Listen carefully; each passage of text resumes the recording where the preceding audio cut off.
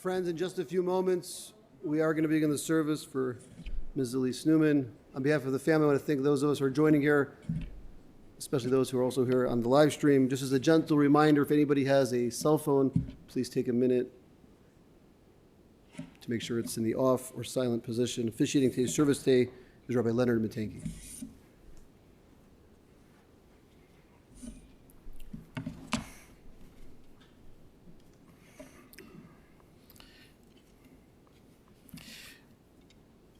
Mizmor LeDavid, Adonai mi yagur bo alecha, mi yishkon b'har kodshecha, holech tamim u'foel tzedek v'dover emet b'levavo, lo ragala l'shono lo asal re'ehu ra'a v'cherpa lo nasal krovo, nivze beinav nim'as v'et yirei Adonai yechabed, nishba lahara v'lo yamir, kaspo lo natan b'neshech, V'shochad al naki lo lakacho se'ela lo yimot leolam.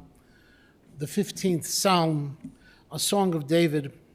Lord, who may sojourn in your tent, who may dwell on your holy mountain, one who walks in purity, does what is righteous and speaks the truth from the heart, who has no slander on the tongue, nor has done harm to his fellow, who casts disgrace towards a neighbor, in whose eyes a contemptible person is repulsive, but who honors those who are in the awe of the Lord, who swears truthfully even to personal hurt and never retracts, who does not lend money or interest, nor takes a bribe against the innocent. One who does these things shall never falter. And from the words of King Solomon, Eshet chayil miyimtza v'rachok mipninim michra, a woman of valor who can find, far beyond pearls is her worth. Her husband's heartfelt trust is in her, and he shall lack for nothing. She bestows good upon him and never harm all the days of her life. She seeks out wool and linen, and her hands work willingly. She is like a merchant fleet, bringing her sustenance from afar. She arises while it is yet night and gives provision to her household and direction to all those within. Zamamasa David tikacheo mipri chapea nata karem. Chograbos matnea v'tamat zrota. Tamaki tov sachra lo yichbe b'layla neira. Yadea shilcha b'kishor v'chapea tamchufalech. Kapa parsa le'ani v'yadea shilcha le'evyon. She spreads out her palm to the poor and extends her hands to the destitute. She fears not snow for her household, for her entire household is clothed with wool. Fine covers she made herself, linen and purple wool are her clothing. Prominent in the gates is her husband, and he sits with the elders of the land. She makes a cloak and sells it, and deals a belt to the peddler. Strength and splendor are her raiment. She cheerfully awaits the last day. Her mouth is opened with wisdom, and the teaching of kindness is on her tongue. She oversees the way of her household and partakes not of the bread of laziness. Her children arise and praise her, her husband, and he lauds her. Many daughters have accomplished well, but you surpass them all. Grace is false and beauty is vain, and a woman in awe of God, she should be praised. Give her the fruits of her own hand, and let her deeds praise her in the gathering places. And on the inside of the folder, the 23rd Psalm, if you would join me, the Lord is my shepherd, I shall not want. He maketh me to lie down in green pastures. He leadeth me beside the still waters. He restoreth my soul. He leadeth me in the paths of righteousness for his name's sake. Yea, though I walk through the valley of the shadow of death, I will fear no evil, for thou art with me. Thy rod and thy staff, they comfort me. Thou preparest a table before me in the presence of mine enemies. Thou anointest my head with oil. My cup runneth over. Surely goodness and mercy shall follow me all the days of my life, and I will dwell in the house of the Lord forever.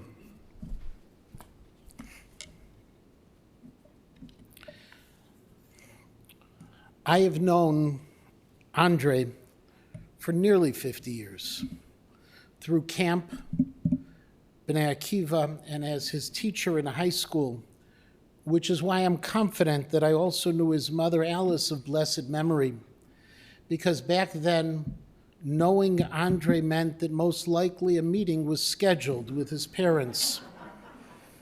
And yet, until recently, I never knew much about the amazing life story of Alyce Newman, Aliza Bat Yehuda, blessed memory. I never knew that she was a child survivor. I never knew that her mother had to make the heart-wrenching choice to entrust one of her daughters with a Polish couple in order to save both of her children. I never knew that after many decades, she was reunited with her sister, Christina, and that from that time forward, the Katz Newman family and the Skozinski family remained in touch. And in fact, that her nephew, Simon, very much wanted to be here today. Unfortunately, with travel as it is in Frankfurt on his way to Chicago to mourn the passing of his aunt together with Andre. And I never knew that after the war, she and her mother traveled to Israel and lived in Bat Yam, and then to Belgium, where she attended the renowned Jewish day school Tachkemoni, and only then to Chicago to marry her beloved husband, Dr. Joseph Katz, in a marriage that her mother and his mother, friends from Europe, had arranged. But now that I do know all of that, I'm amazed that a survivor, a refugee, and an immigrant could be so full of life, love, and kindness as she was, because she was a person who could never say no to someone in need or for a worthy cause. And she was a person who loved music, theater, and the arts. And as anyone who knew her could attest, she loved people. But no one did she love more than her husband and her sons, Andre and Lenny. They were the center of her universe, and she could never do enough for them. Working alongside her husband and managing his practice, she saw him build a career and a reputation as a psychiatrist in a private practice while serving on the staff of 5 hospitals. And she did everything she could to give her sons a supportive, Jewish, and loving home, even if sometimes it meant doing a little more than helping with their homework, even if it was at the expense of her own needs, and even if sometimes their friends really stuck around more because of her warmth than anything else. In 1986, tragedy struck when her husband died and she was on her own. Not that Andre wasn't there for her, he was, but she was independent and therefore they gave her the space to forge a new future. She worked for a time in a real estate firm, but then things changed once again for the better when she married an old family friend, Danny Newman, the man who was known as the godfather of the lyric opera and one of the greatest art patrons of America. Together, they celebrated life, enjoyed the arts, music, travel, and so much more.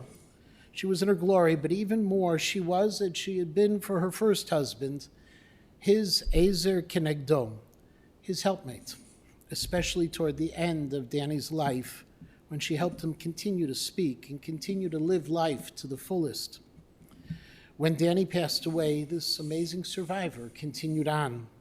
She traveled, and she continued to enjoy the arts, opera, plays, concerts, and more, and she continued to be the kindest, nicest person one could imagine. Yesterday, Andre told me 2 amazing stories. One that took place on a trip they took to Israel. Sitting in the King David Hotel lobby, they were told that Nelson Mandela was about to arrive. Standing in line to greet him, Alyce took his hand in both of hers and said to him, "Mr. Mandela, welcome, it's so good to have you here," as if she was the official greeter of the State of Israel. And of course, he responded in kind, because that's what you do when a person like Alyce says hello.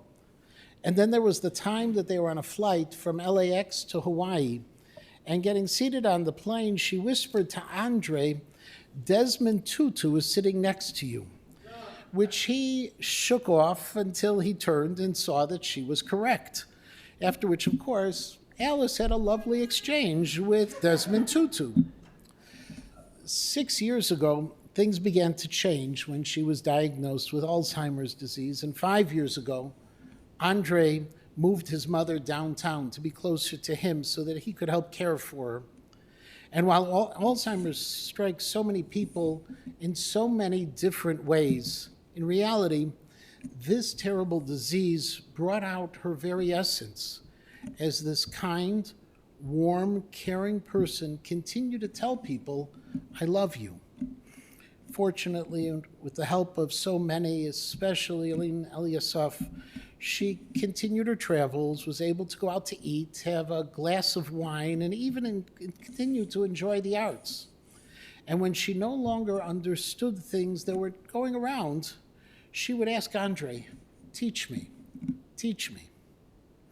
In the Midrash, we are told that the Ark of the Covenant, which stood in the holiest chambers and the holiest of buildings, the Temple of Jerusalem, that ark contained two things: the two sets of tablets of the Ten Commandments, those that were intact and those that had been broken at the time of the sin of the golden calf. In the words of our sages, luchot v'shivrei luchot munachot ba'aron. Both the intact and the shattered tablets were in the ark. But why keep them both? Why not just hold on to the ones that were whole and complete? And the answer is because both sets could teach us that it's not only those things that are perfect in life that we must cherish, but even the imperfect, even the shattered tablets need to be cherished. Alyce Newman was born into a world that was ablaze and raised in a world that was rebuilding. And she learned somehow early on how to appreciate and seize the opportunities and the beauty of life. As such, and despite dangers, hardship, and sorrow, she was a beautiful woman, filled with talent, a thirst for knowledge and for caring. And then came these past 6 years of her illness, when things began to change, and those she had once cared for became her caregivers, returning to her a portion of the goodness she had bestowed upon them. And it was during these final imperfect years that we were able to see not only the depth of love that everyone had for her, but especially Andre providing for her, remaining at her side until the end and leaving nothing that she could possibly want unfulfilled. Because Alyce Newman was a treasure to be guarded and to be cherished. And her very essence continued to shine forth even when her health was broken, even when disease shattered her life. These were the years of the broken tablets, but they were years of beauty and wonder and should be cherished as well. To Andre and to Lenny and to all of the family, no words could possibly offer absolute comfort at a time like this.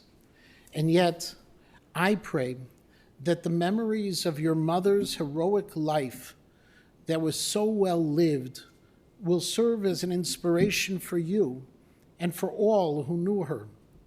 May she be what we refer to in Yiddish as a gute Beter, a heavenly intermediary for you, and continue to look after you from above.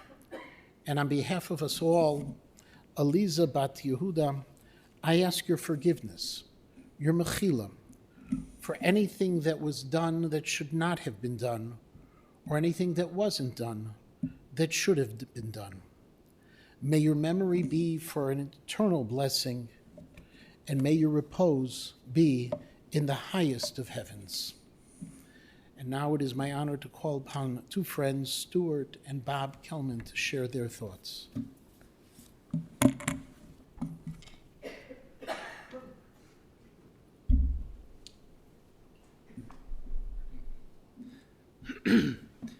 Thank you, Rabbi. That was really very moving. Andre asked Bob and I to speak for him today. We've been friends for over 50 years. We met at Hello Torah in second grade, and it's really become a brotherhood, has been a brotherhood for all that time. We remember Alyce as the person who always had light and joy whenever we would come over, which was pretty often. We were there all the time. No matter what was going on, no matter how she was feeling, the smile would light up, her face would light up, and she would never want us to leave, even when we were being brats, even when we were running around, doing things that probably Andre's grandmother would have not approved of, and they would try to yell at us in languages they thought we didn't understand, and then they had to change languages. There's a lot of those kinds of stories, and I don't think everybody wants to hear them, but over the years, there's been so much similarity between our families. Both parents came from Poland, refugees, Holocaust survivors. Andre's father, Joseph, Alayhi Shalom, passed away 6 months after our father died. We've been together for all these years, and now his mother had Alzheimer's, our mother has Alzheimer's. And these are the different stages of life, and as the rabbi mentioned, all the stages of Alyce's life, from being a survivor to going to Israel to coming here. This is all so familiar for us. But after losing Joe and meeting Danny, we were so happy for her that she had a second chance to really live many more years in happiness and togetherness. And I think that was really a great joy for her, and being a part of the arts and sharing all that time together.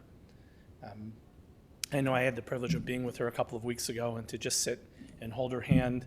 She actually woke up and knew who I was, which was very, heart-filling that she was able to do that, and that I was able to be with her for a little bit. And we'll always remember her as, a person that we never wanted to leave. That even, at the holiday parties, Sandra and I were just talking about, right, that she would sit with us and really be interested in our families and what was going on with our kids. And, so we'll definitely miss her. Bob?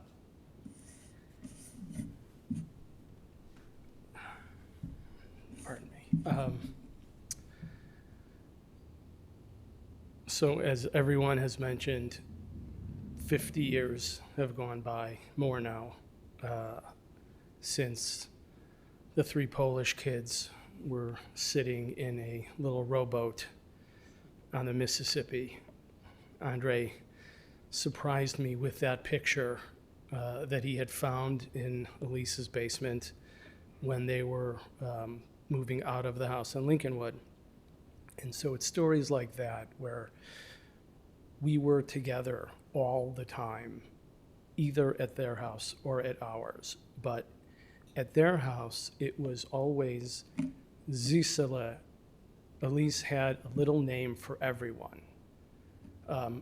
What was Alyce?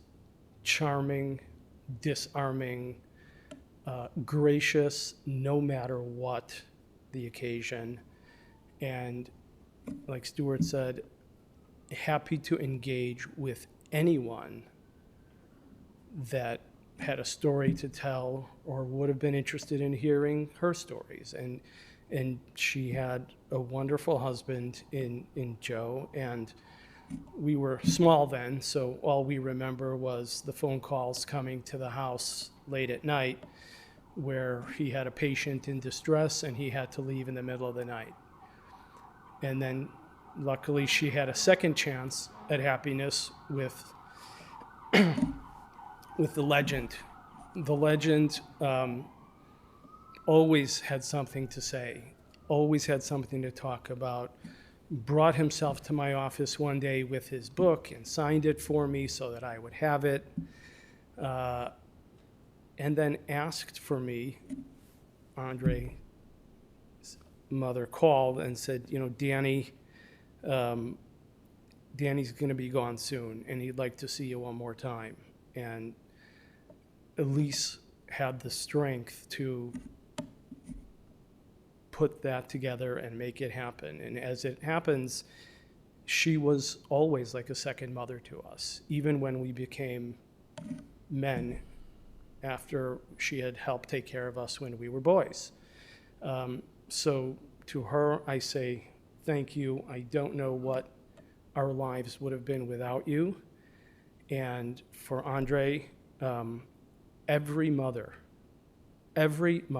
deserves a son like Andre. Thank you.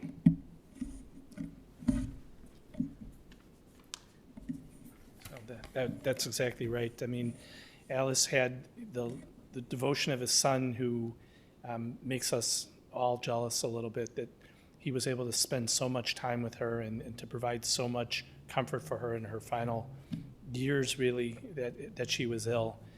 I think we also want to acknowledge that Joy and Elizabeth, who took care of Alyce for so many years over the last time when she was ill, and to Aline, who really helped to coordinate and to be there as part of her life as well. I mean,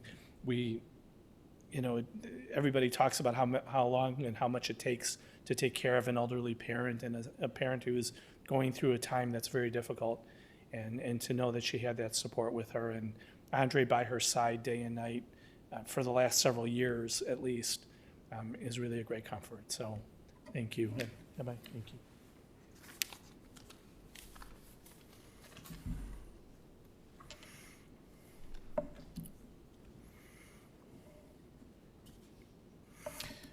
Because we are still in the days immediately after the holiday season, the traditional memorial prayer is not recited, but instead Psalm 16 is recited, the Michtam LeDavid. Michtam LeDavid, Shamreni El ki chasiti vach. Guard me, God, for in you I have taken refuge. You have said to the Lord, you are my Lord, and I have no good beyond you. As for the holy ones who are in the earth and the mighty, in whom is all my desire. Yirbu atzvotam acher maharu balasich niskeh midam valasat shmotam al sfatayim. Adonai manat chelki v'chosi ata tomich goralim. Chavalim naflu li banimim, af nachalat shofra alai. Avarechet Adonai asher ya'atzani, af leilot yisruni chilyotai. Shiviti Adonai lenegdi tamid. I have always set the Lord before me, because God is at my right hand, I shall not falter. Therefore my heart rejoices, and my entire being exults.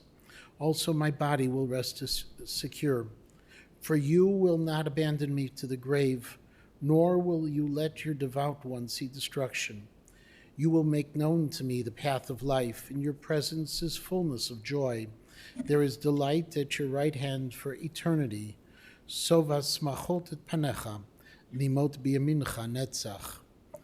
And now, as we conclude the service, we will be going from here directly to the cemetery, and we will be escorting Mrs.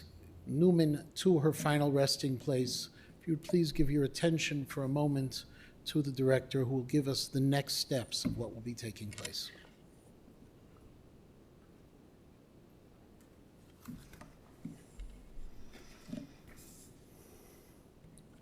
This concludes our service here in the chapel. As the rabbi mentioned, interment will take place immediately at the family plot, just down the road at Memorial Park. For those joining in procession, one will be forming in the parking lot. Please make sure you obtain an orange funeral safety sticker, as well as a magnetic flag to place on the rooftop portion of your vehicle. Please make sure your bright headlights and hazard lights are on at all times when in procession, and travel as safely as you can to the car in front of you, especially as we go through intersections. Immediately following the interment, we'll be sitting Shiva back here in the chapel just across the lobby. In addition, Saturday evening at the Stefani residence from 6 to 9 p.m., that address is 1614 Constitution Drive in Glenview.